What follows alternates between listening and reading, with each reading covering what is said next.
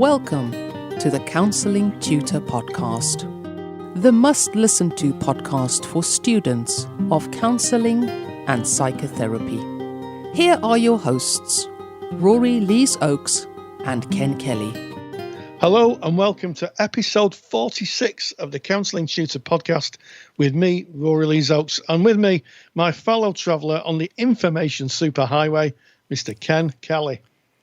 Really good to be here. Exciting time. I mean, as we go out live with this podcast, we're coming, I guess, towards the end. We're at least acknowledging the end of the United Kingdom academic year. And I am mindful that many of you may be submitting final portfolios. You may be getting assignments sorted that need to be handed in. And it can be a busy time for students at the moment. And with a busy time comes potentially elevated stress levels. And we're going to be kicking off episode 46 looking at that, and Rory's going to be kind of guiding us through what might be happening within our very own brains as we feel that stress and how that can impede our ability to actually put those final portfolios or those assignments in. Theory with Rory today is interesting because you're going to be talking a little bit about trauma bonds, Rory. I am, and I'm going to be talking a little bit about something that is quite uncomfortable to hear. But what I will share with you is many years ago, there was a film called The Night Porter, and I think it had Dirk Bogarde and Charlotte Rampling in. And Dirk Bogarde was an ex-Nazi SS officer in a concentration camp, and Charlotte Rampling was a inmate or a prisoner. And they had an affair in the camp, and many years later he escaped justice and was working as a night porter, and she went into the hotel and they took up the relationship, and it was quite a 50 Shades of Grey relationship. So for those of you who's listening with little ears around can read between the lines on that. And a lot of people said, this is terrible. How could someone who'd suffered such deprivations in a concentration camp do that? And of course, this was very much a fantasy film. However, it does link into a strand of truth that sometimes people who are abused build trauma bonds with the abuser, and those bonds are very hard to break. And it doesn't matter about the timeline. It could be that 20 years later they meet the abuser again, and all of a sudden they're snapped back in to the behaviour that they were forced to undergo. Ooh. So I'm going to be talking about that theory, and that is really useful, and I see it in my practice occasionally through the years. It's really, really interesting. It takes me back to a podcast we did in our back catalogue on Stockholm Syndrome, and we covered a similar type of topic. Looking forward to that. And of course, we're going to be ending episode 46 today with looking at your own therapy as a student of counselling psychotherapy. Many of the awarding bodies call upon you to do an amount of hours of therapy, some more than others, some modalities more than others. And we may have different feelings around that. We're going to kind of explore what your feelings might be and some of the reasons maybe that is put in place by the awarding bodies and seen as good practice. But we kick off at this potentially stressful time. I don't want to be projecting that out. If you're going, I'm not stressed, then that's cool. Hang on to that. But if you are finding yourself kind of rushing in assignments, finalising work as you come to the end of the academic year, Rory, can you share a little bit about what happens? Because I know when I was submitting my final portfolio, a massive body of work, there were times where I felt that I just couldn't do it, and I would sit down and I thought all this information that I'd studied and knew so well was just gone. The filing cabinet was empty as I stared at the blinking cursor. The blinking cursor. Well, that's a very polite way of putting the blinking cursor. Yeah, well, only this week, Ken, I can give you a clear example of what happened at Counselling Towers. We were rushing out of Counselling Towers here in Mosley, and I rushed out, and I had loads to do. I had to get to my practice. There was loads and loads of stuff, and I couldn't find my car keys. I'm saying to my wife, I can't find my car keys. And my wife very amusingly pointed to the table right in front of me where the car keys were and said, would those be the car keys that you can't find? And it was like, oh, yeah. And what happens when we get stressed is that part of our brain switches off. Our kidneys produce cortisol, which goes through the vagal system, which is like a highway through your spine. And it goes into the middle brain, and it floods the brain with cortisol. And what happens is that the top brain kind of switches off and we can't find things. And, and eventually, for those of you who've gone through the car key scenario, you'll remember that what happens is, of course, as the cortisol starts to dissipate, your brain fires up and there's the keys on the table. And it's the same with assignments. You think, I've got to get this assignment gone. You get stressed. And then, as Ken says, you look at the blinking cursor. So I've got a couple of tips that might be useful, Ken. Well, please bring them on. Bring them on. Well, let me ask you a question, Ken. Okay. How do you eat an elephant? Over a very long period of time and probably in tiny, small portions. There we go. Well, you're absolutely right. You eat an elephant a bite at a time. And I think that the best way is to kind of say, I'm going to do 20 minutes at a time. When I'm doing anything, writing or producing lectures, I do 20 minutes at a time and then have a few minutes off. I might make myself a cup of tea or look out the window or all the other things I enjoy doing. And then, then I go back to it. And also, I think it's about setting time. I think it's about sometimes being quite disciplined and saying, this is the time I'm going to be doing that. And, if people have busy lives, and sometimes the best way of reducing stress is to take yourself out of that busyness. And I know a lot of my students would come into college to write their assignments so they could stay away from the family and all the pressures. And can you do this? And can you do this? And, some even switch the phones off. Yeah. So they just had that time. And it's okay to have that time for you. So that's one tip. And the other is, lastminute.com. Don't wait until the last minute. Start as soon as you can, because some of the folios are big pieces of work, Ken. Yeah. And there'll be people out there writing dissertations as well. Indeed. I like what you've said there and about setting a specific time. And what can sometimes happen, and I recognize this within my own life, is that when I've got a big pile of stuff hanging over me that I know that I have to do, it can sometimes move in and steal away my present moment peace. I can be driving my car and worrying about the work that I need to do. And the reality is, when you're driving your car, you can't do the work. So worrying about the work is only going to cause unrest within you emotionally. You can only worry about the work when you sat down with that cursor in front of you. Then you can do the work, or with pen or pencil in hand on your textbooks laid out. So by choosing a time period that you have allocated specifically to do your work, and then exercising abstinence of letting yourself get pulled into the emotional tumble of, I've got all this coming up, accepting for that time. When it comes up for you and you feel that overwhelming rush of panic, I'm speaking about my own experience, Rory, when I was doing my folio, to be able to say, it's okay, I have time set aside for that. I'm going to just push that out of my awareness now because it needs to be in that time. And that sometimes helps by saying, I've got a time set aside for that. Another way is to, this is a tip I got from you, Rory, is to make lists of your theory. So often you're going to be linking stuff to theory.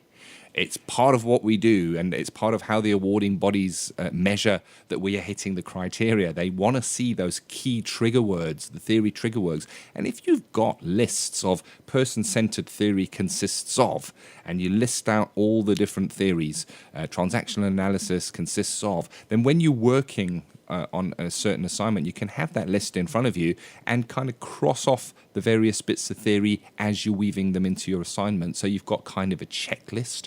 I know that worked greatly for myself, Rory.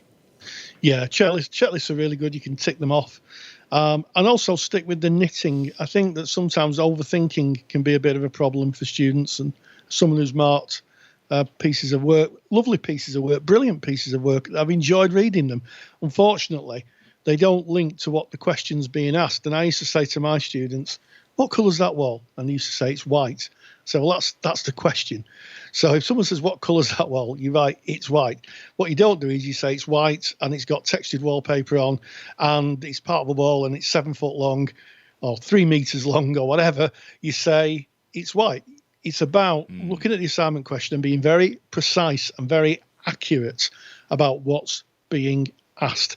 And sometimes it's good just to break it down and just highlight with a highlighter pen what's being asked. Analyze the theory, so analyzing the theory, that's all you're doing. Or analyze his supervision theory, that's all you're doing. So it's about being very disciplined and not kind of overthinking it. The people who are marking it are not looking for a magnum opus of genius. What they're looking for is you hit the criteria, and I think sometimes that's a bit missed by students. I like what you used there of the analogy of the wall, and also marking assignments handed in by learners.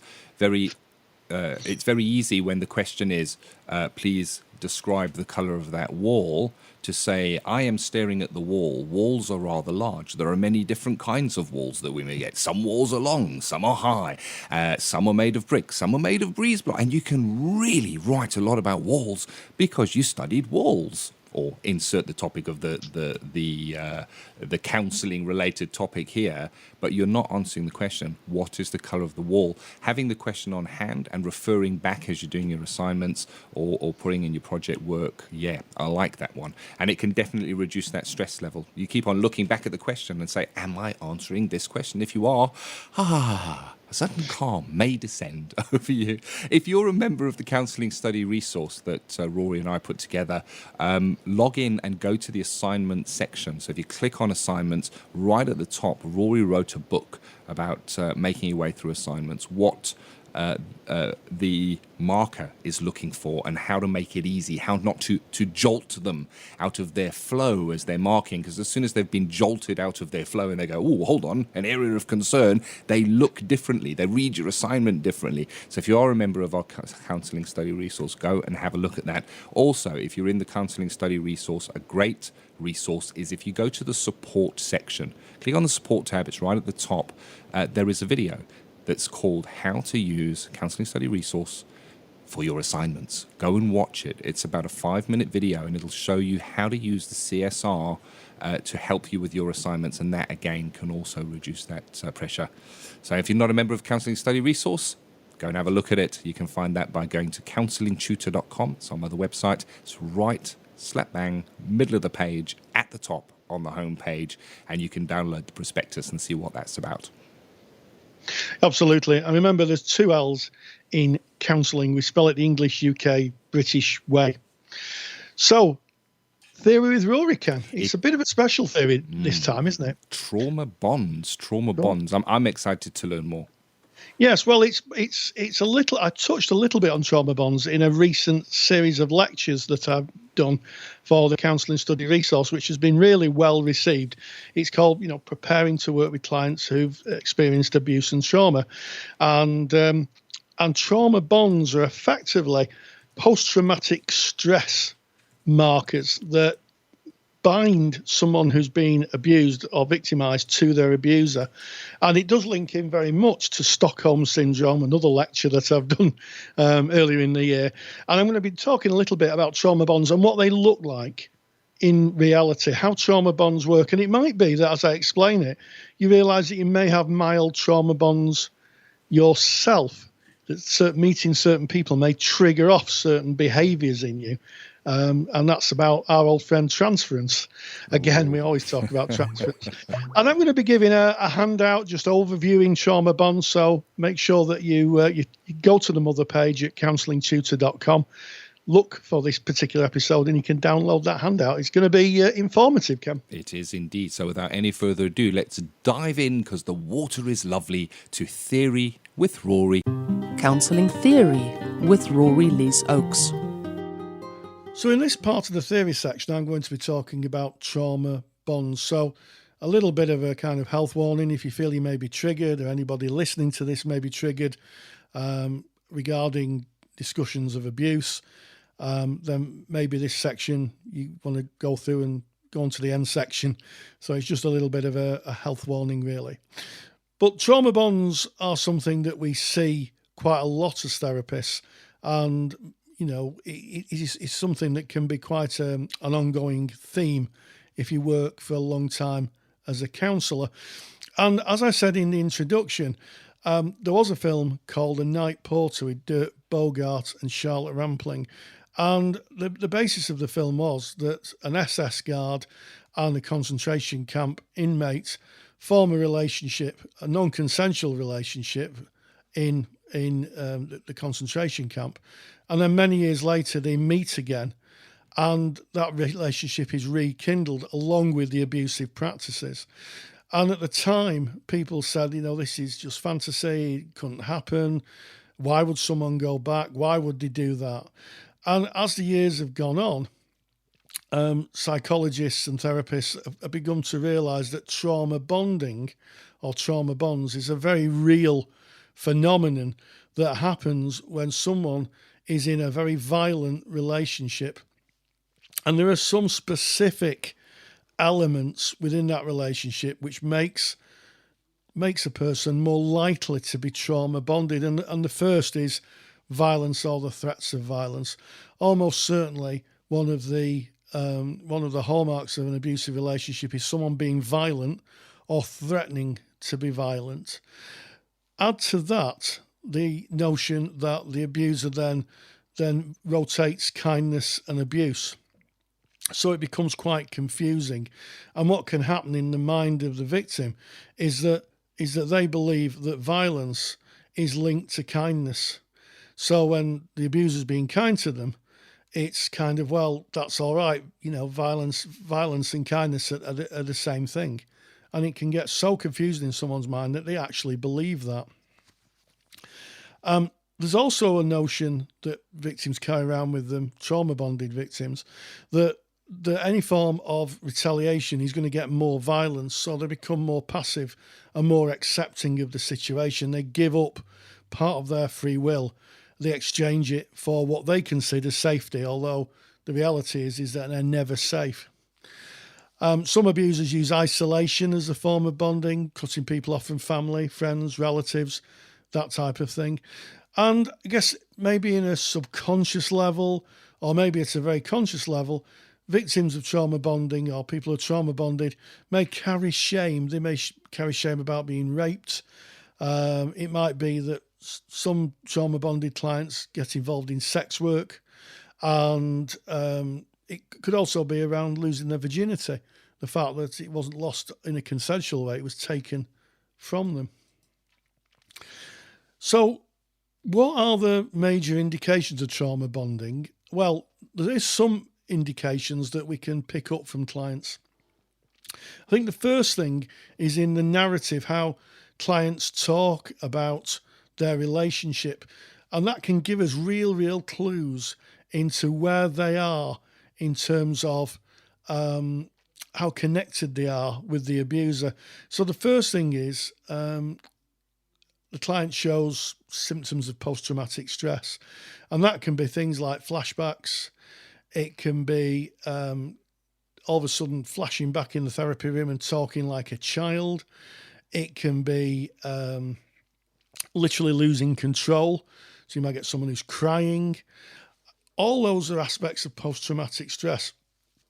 The other aspect of it is that there is a belief that something bad is going to happen at any minute. One of the hallmarks of PTSD, when someone is kind of really struggling with it, is that at any moment the abuser can return. And, I know of one instance that someone I know, it wasn't a client, but someone I knew, actually believed that their abuser was in the local pub. When the fact of the matter is, the abuser was serving a huge sentence in a prison many miles away. But it was just literally seeing a person triggered off this idea, really believed that the person was omnipotent. And at one point, this person I was talking about actually believed that he could get out of prison, that he had control over the whole prison system and he could get out, and he really was in the pub. And it took some convincing to say, no, there's no chance, there's absolutely no chance at all this person is going to escape. He went to prison for a very serious sentence, and he's not going to be let out. He's residing, as we speak, in a cell. The person you're talking about isn't him. And that was the facts of the matter. One of the other hallmarks of someone who's trauma bonded is being intensely grateful for small things. In my experience, I've heard people talk about being super excited about being let out to go to the shops. You know, he lets me out to do the shopping, is a kind of narrative that clients might bring. The other interesting thing, and I use the word interestingly thoughtful, is that victims of trauma bonding deny violence. So, you know, I might say to someone, a client, but he hits you. You've said he hits you. And the response to that might be, well, actually, he doesn't hit me hard. He could hit me a lot harder. And he doesn't hit me every day. He only hits me once a week or when I've been bad. And it's that kind of acceptance, passive acceptance of violence and minimizing it, which again gives you a clue to someone who's trauma bonded. The other thing is that clients sometimes rationalize the violence. They will say, oh, well, he hit me because I deserved it because I had the TV on too loud, or I might have made him the wrong food, or I didn't wear the right dress. So of course he was entitled to hit me. And also, one of the very, very strong indicators is denying being angry at the perpetrator. You know, you might say, how do you feel about this person hitting you and doing this? Oh, I'm not angry at him. It's okay. This idea that there's absolutely no access to anger or an emotion which is negative towards the abuser. Another indication is that at some level they have control over the abuser. And I think this is something that comes up again and again and again. They think that they can control the abuser and control the situation, because as they do that, they believe it lessens the abuse. And one of the presenting issues that's absolutely striking is that they believe that it's their fault. And they will tell you, it's my fault. If I'd have just done that, if I just cooked that meal nicer, if I'd have just done this, they will always put the blame on themselves because the abusers conditioned them to believe that. So just to recap, and I'm going to do this in a handout, it might be that the client is really vigilant about the abuser's needs. Will do anything to keep the abuser happy. Maybe tries to understand the motivations of the abuser. So that might be, say, well, he had a bad childhood, and that's why he's angry, as if that makes it okay. And they may not have a perspective. They may say, well, I don't know why he does it. You know, they also have a sense of self as experienced through the abuser's eyes. So it's very possible that person might say, well, he will hit me because I'm ugly, fat, short, name any kind of illogical thing for being hit.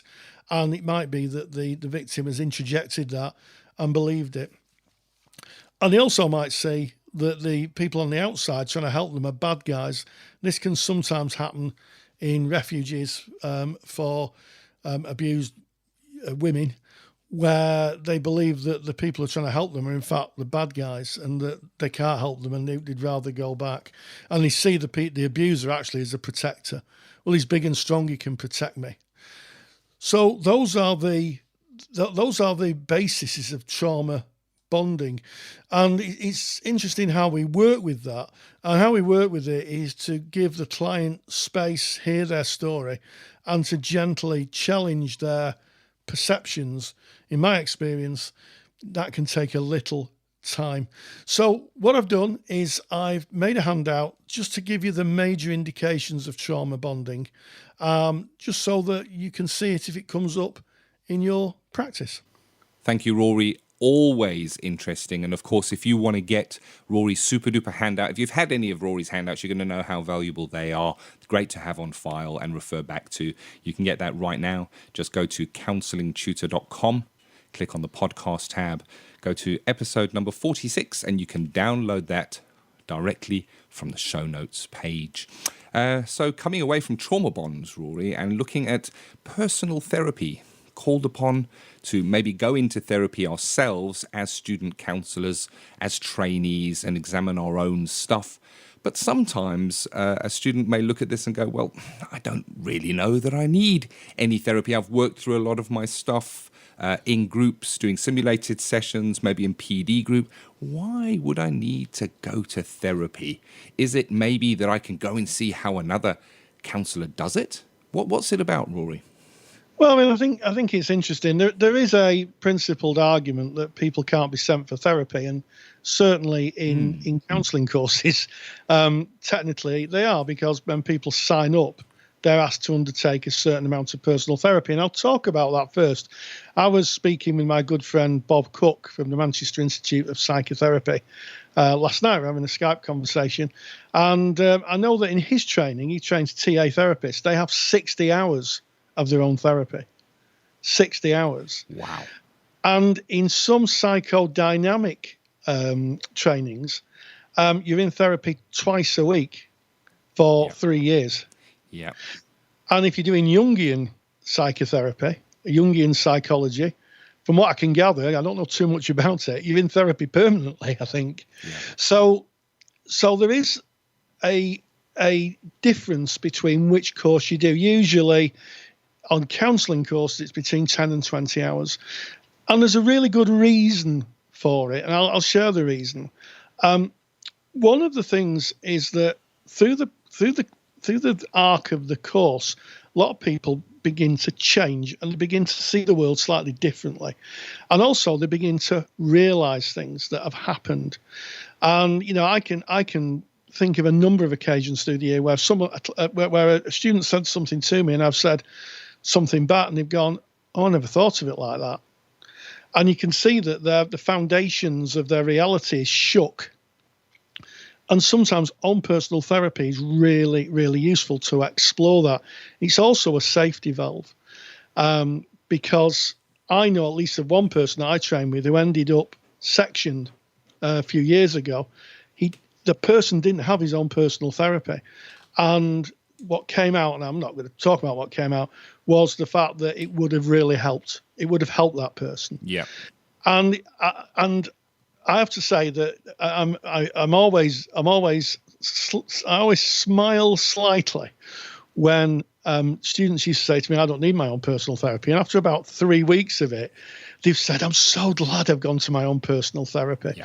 Because as you say, Ken, it can be about seeing how another practitioner operates, experiencing therapy as yourself and exploring. And it's a great opportunity, I think, to explore your own world where someone, how often do we get non-judgmental listening? Yeah. How often? I agree. Yeah. And it gives a sense of what the client's experience is. So I think it's a good thing. But yeah, I do acknowledge that in courses students are technically sent for it, but I think it's a good reason. I've never heard any practitioner ever who's ever said it's a bad idea. And that's interesting. And that's any practitioner who has gone through that process, I guess, because it means examining yourself. It means putting yourself into a situation where you're being open to looking around. And there's an interesting exercise that is sometimes done during training, and it's usually done around personal development, and it's called Johari's window.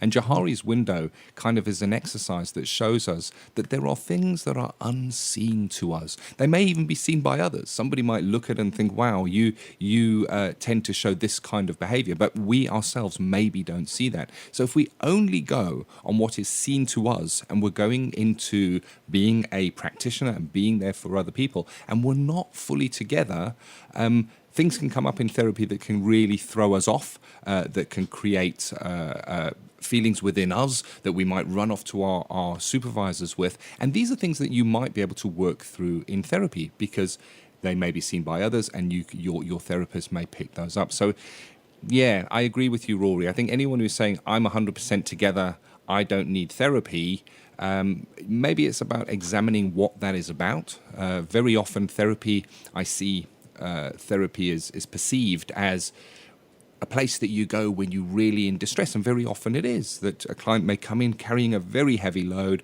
having tried everything, and it is their last resort. But therapy can also be a place of great personal development. You don't have to be miserable and depressed to go into therapy. It's about examining yourself honestly with a fellow human being with those core conditions in place. So yes, and I also acknowledge that you get to be a service user in the service that you are training to provide, and to see what that's like. And you may even take something away from your therapy, your own personal therapy. I know I certainly did, where you go, well, I certainly won't be doing that with my clients because something may jar for you. So it's a learning experience either way. And we go to that therapy, and the reason it is called for us to go into it is in service of our clients. Absolutely. And in, just building on that idea in service of the client, Ken, if you're working with clients who've experienced trauma or abuse, you've got to be very sure, and I mentioned this in my recent lecture on trauma and abuse, that you are okay, that you are strong enough to withstand the material, the waves rushing at you of the emotion, that you're strong enough to be able to be anchored in the ground, being the adult in the therapy room, to be able to contain and support and hold a client emotionally. And, sometimes stuff comes up and it needs to be worked through in therapy so that we don't get caught up in our own processes. So I still believe it's a good idea. And it is interesting, just the varying amounts of therapy you have. TA therapists have 60 hours, 20 hours on some person-centered courses, 10 hours. It is quite varied, but definitely a good idea, Ken. Indeed. And speaking of varied, it's been a varied episode, I guess, starting off episode 46, looking at the stress that may be linked to this time of year and maybe assignments that may be outstanding that you need to work on, looking at trauma bonds with with Rory, and of course, just ending off right now with that debate on own personal therapy. We'd love to hear your input, your thoughts on this. Best way to do that, bob on over to Facebook, pop in the words Counselling Tutor. That's going to bring you to our Facebook group.